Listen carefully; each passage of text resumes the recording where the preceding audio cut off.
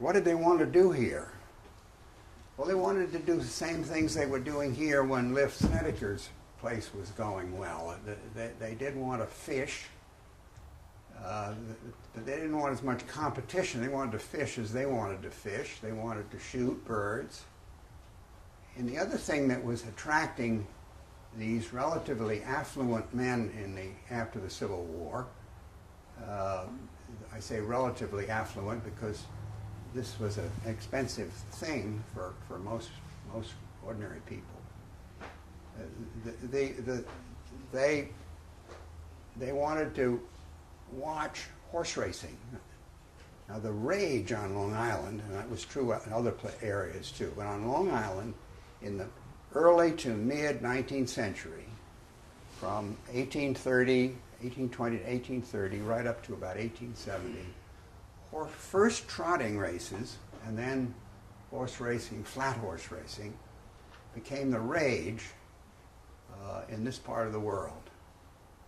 And many of these early members owned horses, raced horses, and I'll talk about some of those in particular. And there were horse tracks all over the place. There were the big ones that were closer to New York than this, but there was a horse racing track in Babylon, there was one in Bayshore, and there was one in Islip. That's pretty close. And there was one right across here, the West Brook. Lorillard had a little racing course there with his, for his own private enjoyment.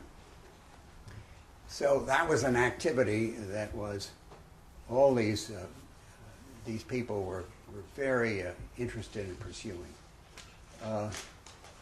Shooting is maybe an adjunct of this. It's not quite